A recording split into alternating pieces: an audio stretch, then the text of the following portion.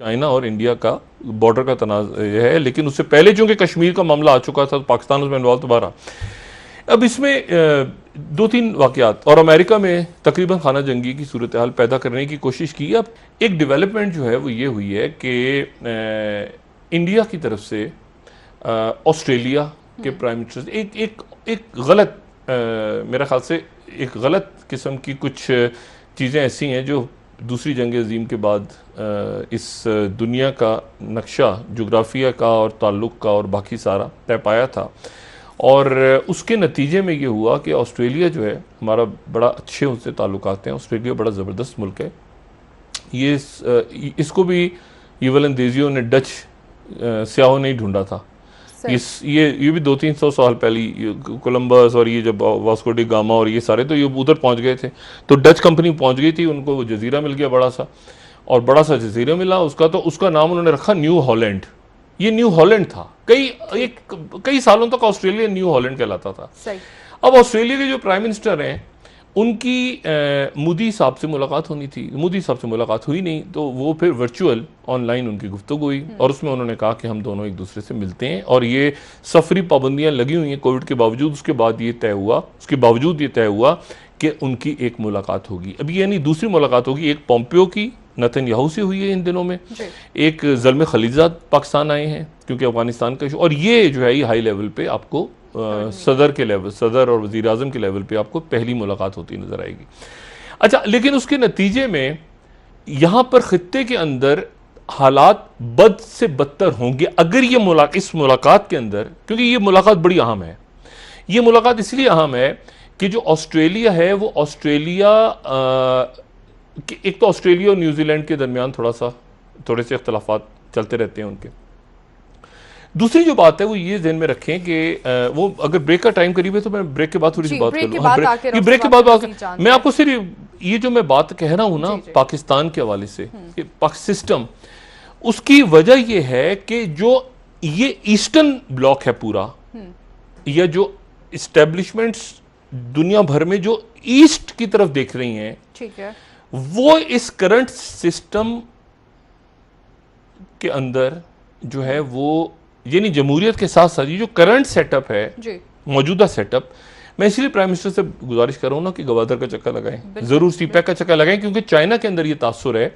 China ने एक तो 2-3 वजीरों को उठा दिया था काबीना के, ठीक है ना, उन्होंने कहा कि जो फॉरेन जो वेस्टर्न पासपोर्ट होल्डर्स हैं इनको उठा दें, और उनकी फिर उनके जो यहाँ पे डिप्लोमेट्स थे उनसे भी बात हुई इस्लामाबाद में, और चाइना का चक्कर भी लगा था कुछ अर्से पहले। तो वहां पर एक ये बात कही जा रही थी कि ये कौन से लोग हैं, उनका भी कोई जहन काम करता है ना, उनकी भी दुनिया भर में इंटेलिजेंस है। तो उन्होंने फिर यहाँ पे नाम कन्वे किए थे प्रॉपरली, और उन्होंने कहा था कि ये कौन से शख्सियात हैं जिन्होंने, और आपको याद होगा मैंने 1 साल पहले इस प्रोग्राम में बात की थी कि जो छापे पड़वाए गए हैं कि जी वो शादियां हो रही हैं और चीनी बाशिंदे पकड़े गए और ये किए गए, उनमें कई कंपनियों के सीईओज थे जो यहाँ से जिनको जाना पड़ा। फिर आसिम बाजवा साहब की वापसी जो है वो CPEC as a CPEC chairman तनाजुर में देखी जाए। सही, लेकिन और सब क्या दोनों में जंग के इम्कानात अभी हैं? मैं आपको बताता हूँ ना कि जंग के इम्कानात तो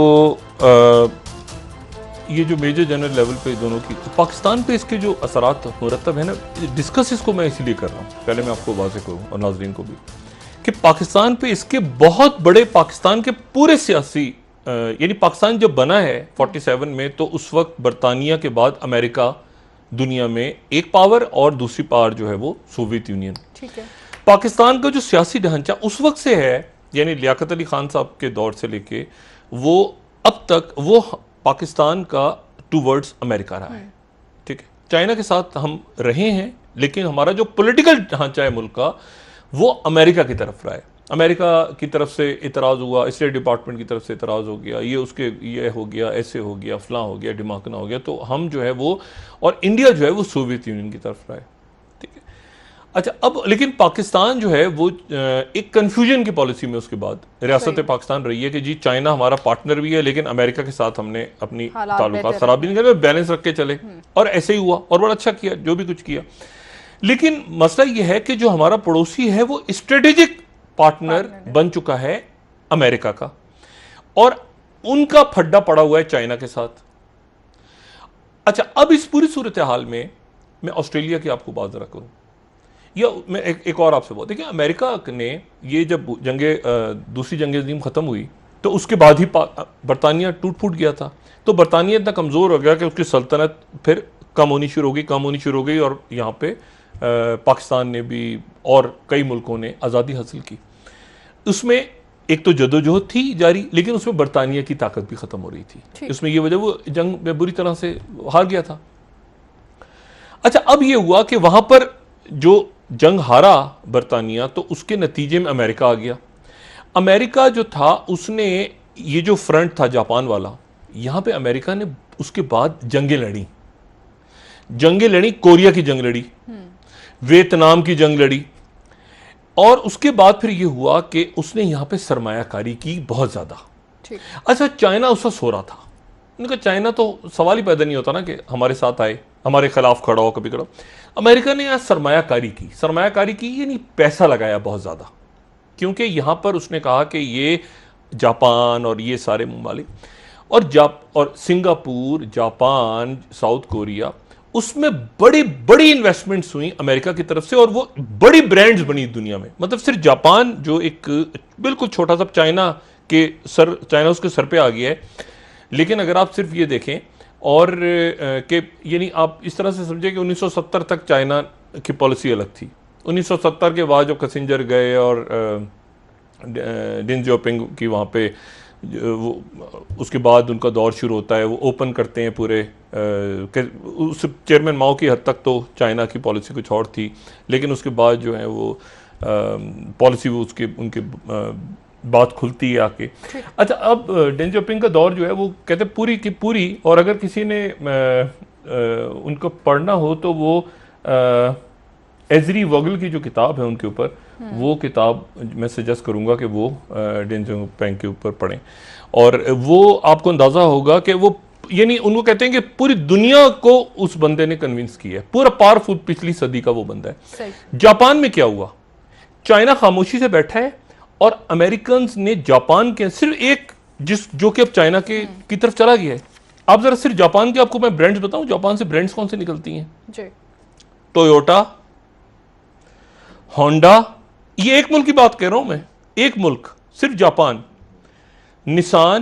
निसान की फिर आगे डेटसन गाड़ी, सुजुकी, मित्सुबिशी, सुबारो, ये ब्रांड्स हैं। मज़दा, एक मुल्क की ब्रांड्स इंटरनेशनल लेवल पे।